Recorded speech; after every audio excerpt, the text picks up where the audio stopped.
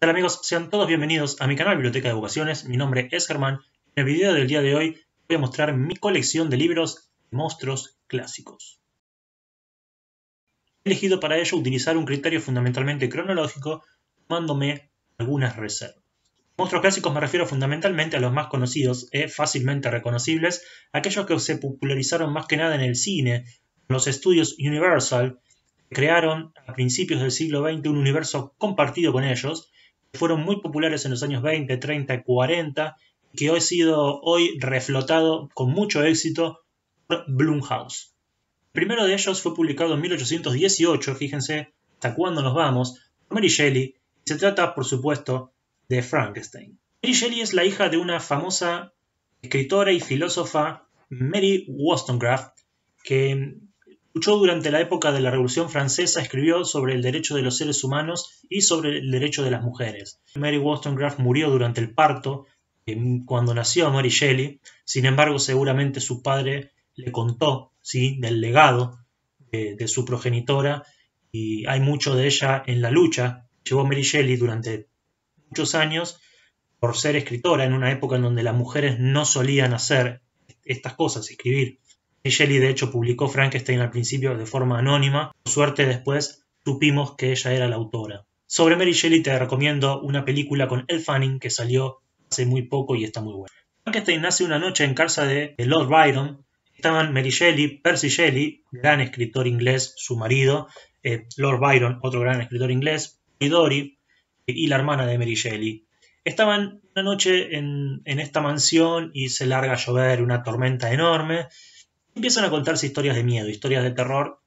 Esa misma noche nace Frankenstein. Mary Shelley crea esta obra, al menos tiene la idea, ¿no?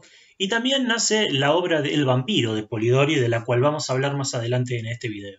En esta obra un científico crea un cuerpo con pedazos de cadáveres que encontró por ahí y logra de una forma que no se explica en el libro bien, darle vida. Cuando se da cuenta de la abominación que acaba de crear, huye del laboratorio y cuando regresa se da cuenta de que el monstruo ya no está.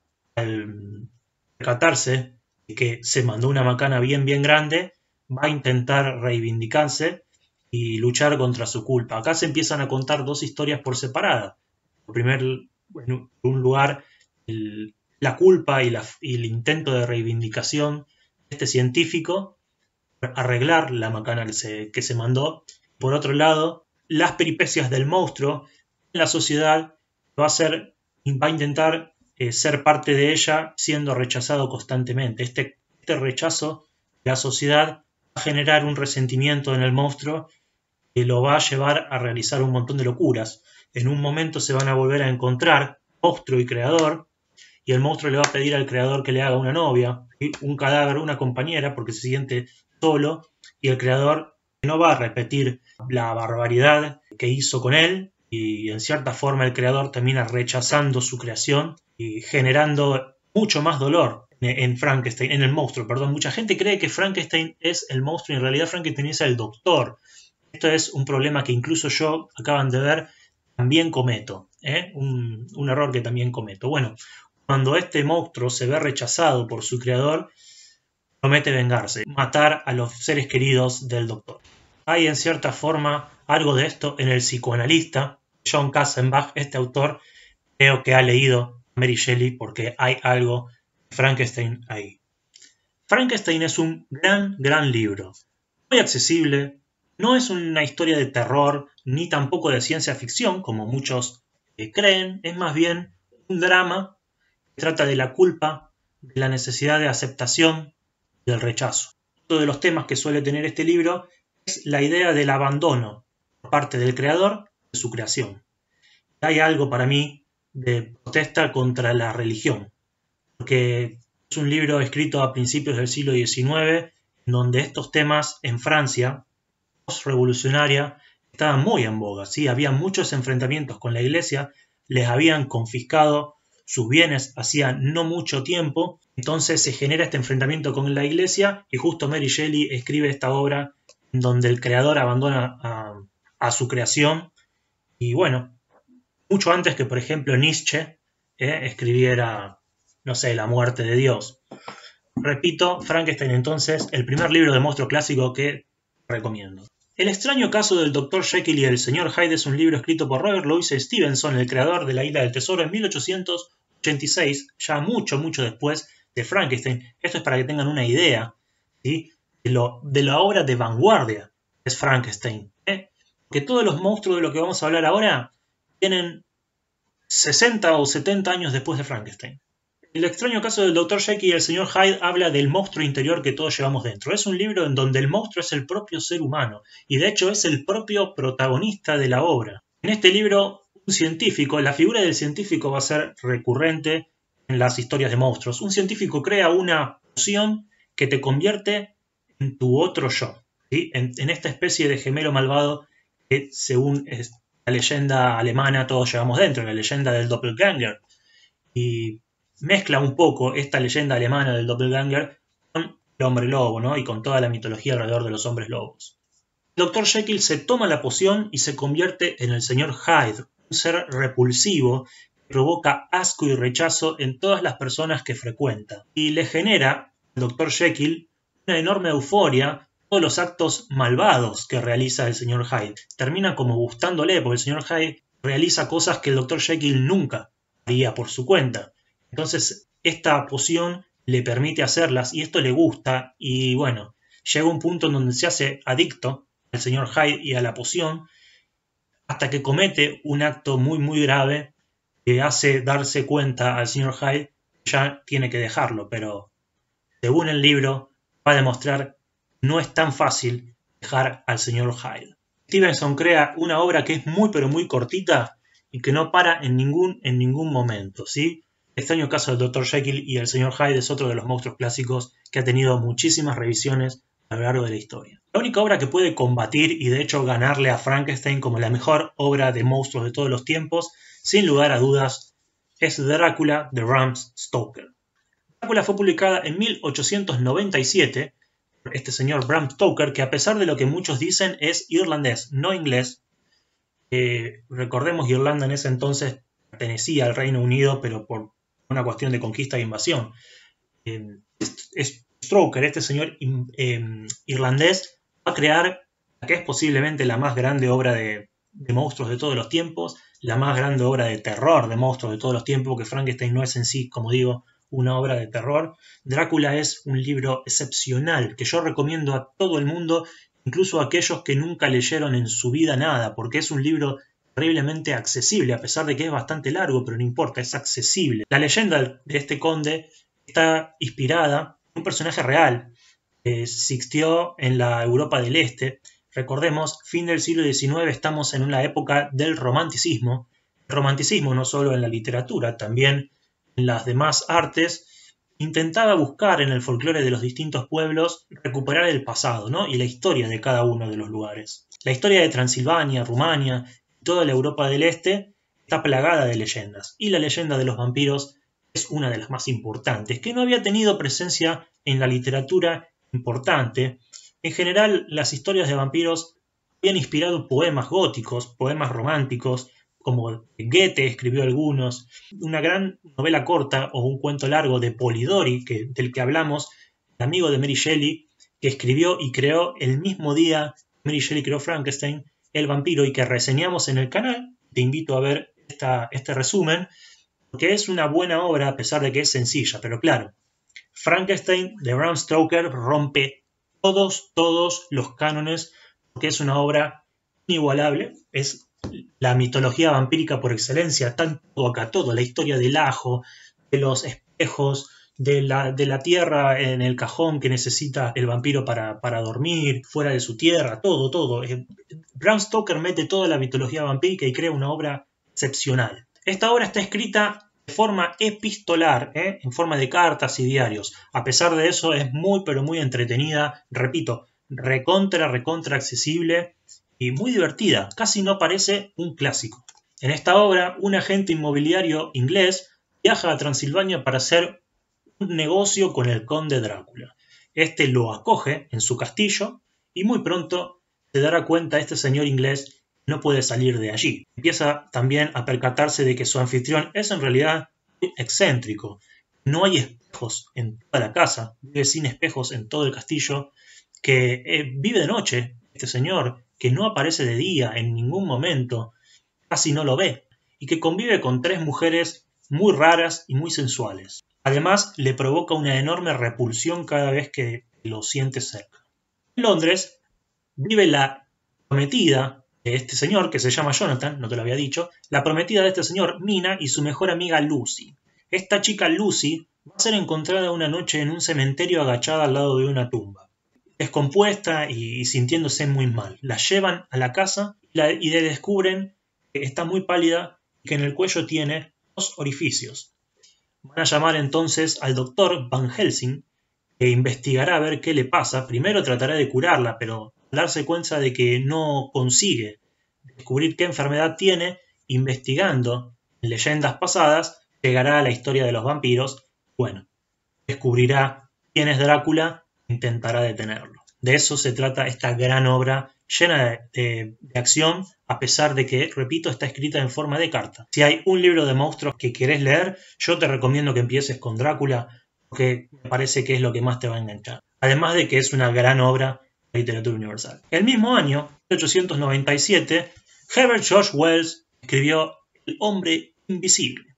El hombre invisible es una obra mucho más sencilla, ¿sí? Que Drácula, no tiene demasiadas vueltas, no tiene tantos personajes. Fundamentalmente trata sobre otro científico que en este caso va a descubrir la fórmula de la invisibilidad. Al notar puede utilizarla para su propio beneficio, bueno, buscará hacerse rico con ello. Este personaje cometerá actos vandálicos y generará temor y caos en la comunidad en la que vive. Hay un pequeño libro de Julio Verne que cuenta una historia parecida que se escribió después, ¿sí? Que es posterior al Hombre Invisible, que se llama El secreto de Wilhelm Storitz. Yo lo leí, pero todavía no lo reseñé, pero cuando lo haga te lo voy a dejar por acá en las pestañas, porque es un buen libro también. A mí me gustó mucho. Si te gustó El Hombre Invisible, si por alguna casualidad te gustó y querés leer Otro Hombre Invisible, el de Julio Verne también está muy bueno. Este es un libro que cuenta un poco el tema de la ética científica. Estos temas van a ser recurrentes. La ética científica también hay algo de ello en Stevenson, en el señor Hyde y el Dr. Jekyll. Era una época un poco ingenua, ¿sí? En Europa había una relativa paz. Los europeos atacaban a los otros países, estaban invadiendo todo el mundo, era la época de las invasiones europeas sobre los demás continentes, pero entre ellos se llevaban muy bien.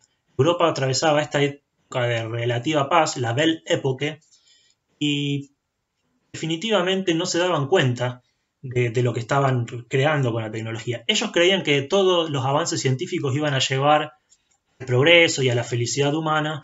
Bueno, en 1914, en la Guerra Mundial, todos los seres humanos nos íbamos a dar cuenta de que eso no era así. Pero en esta ingenuidad, Herbert George Wells plantea un interesante tema de ética científica, porque a veces, dice Wells en El Hombre Invisible, la ciencia puede también ser utilizada para cosas malas. Me quedan 2 monstruos a presentar que no tienen un libro que los defina. ¿Qué quiero decir con esto? Que tanto Drácula como Frankenstein o El Hombre Invisible o el Dr. Jekyll tienen una novela en la cual aparecen, entonces se sabe quién es su autor y cuál es el libro que cuenta su historia. El Hombre Lobo, que es uno de estos 2 monstruos que me faltan contarte, clásicos, no tiene un libro que lo defina. Es una leyenda anónima, la cual se han escrito un montón de historias. Investigando, la más antigua que yo encontré es de 1828, un poquito después de la publicación de Frankenstein y mucho antes de las demás, de las que hablamos hoy. Está escrita por un señor llamado Richard Thompson, se llama The Best Werewolf, el mejor hombre lobo. Es en realidad una antología de varias historias cortas, muchas de ellas tratan sobre hombre lobo. Yo no lo leí, no puedo hablar de ello, solo nombrarlo como el más antiguo libro que se conoce, o al menos que yo descubrí investigando sobre hombres lobos.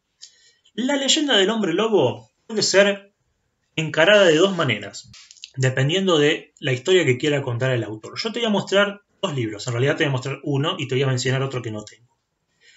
De manera fantástica o de manera científica, es decir, podemos utilizar elementos fantásticos para decir que los hombres lobos en realidad se transforman por cuestiones místicas, o utilizarlo la ciencia ficción y decir que los hombres lobos se transforman por cuestiones genéticas.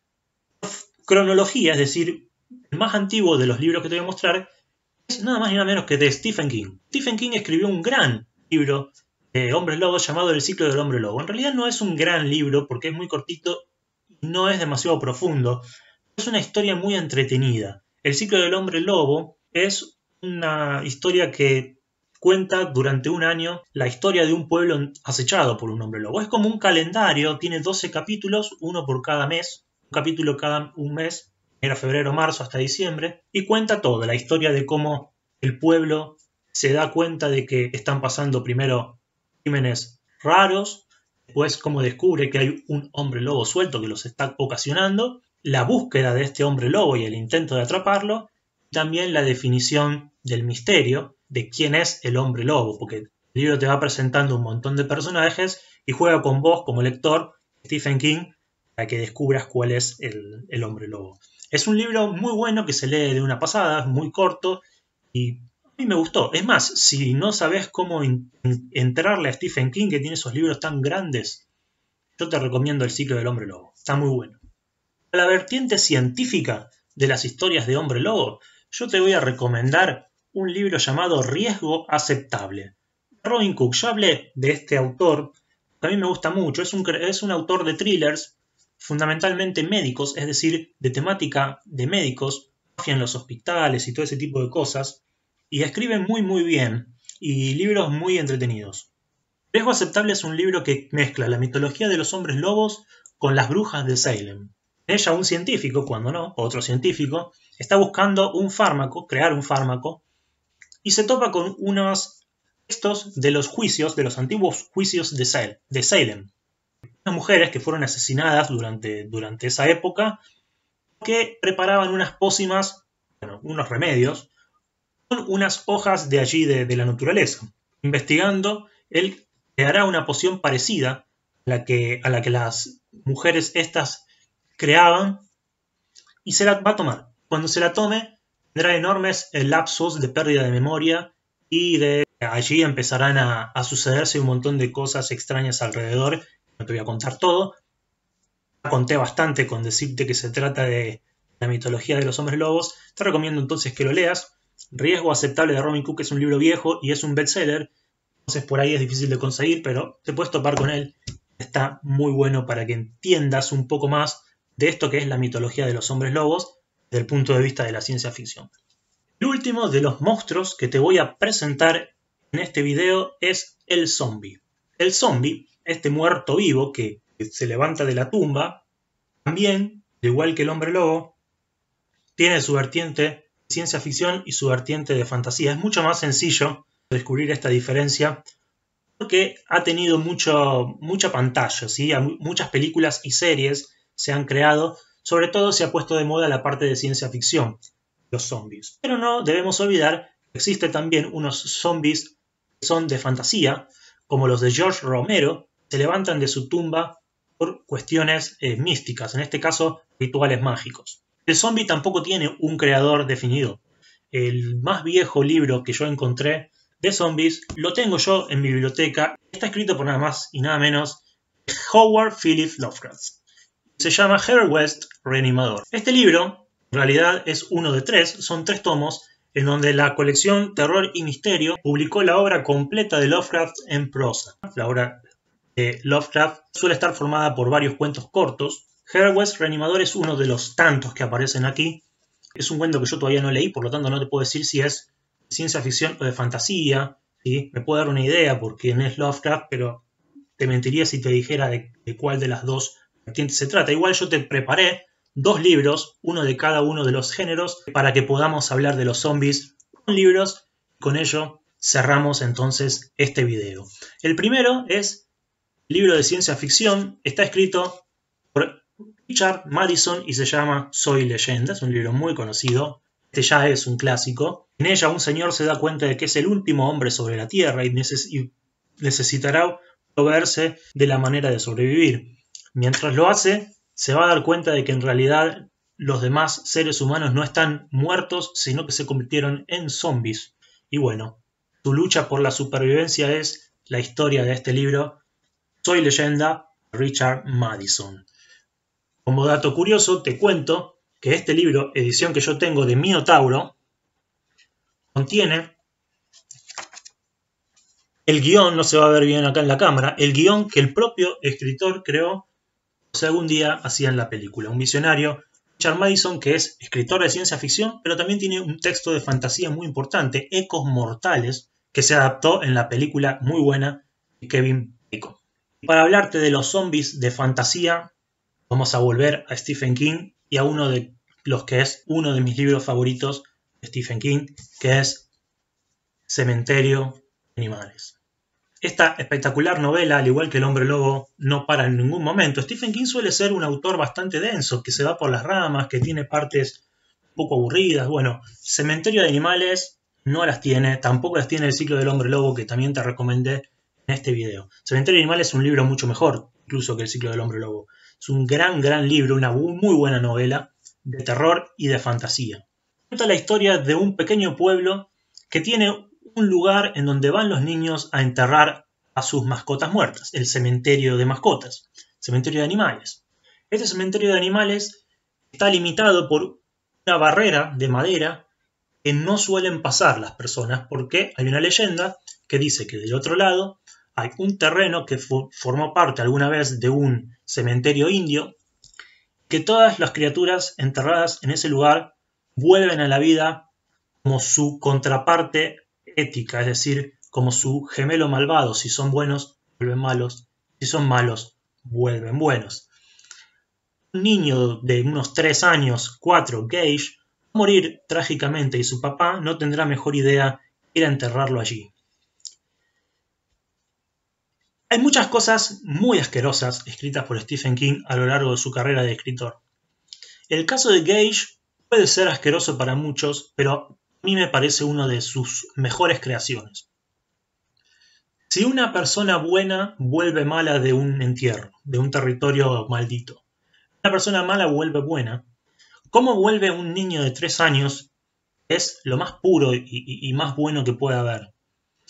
Esto creo una de las criaturas más maravillosas escritas por Stephen King, malas, ¿no? Terriblemente diabólico. Este niño de 3 años maldito vuelve de la tumba. Es para mi gusto una gran creación de Stephen King y a mí particularmente me gustan esas historias. Tengo estómago para soportarlas y las disfruto mucho.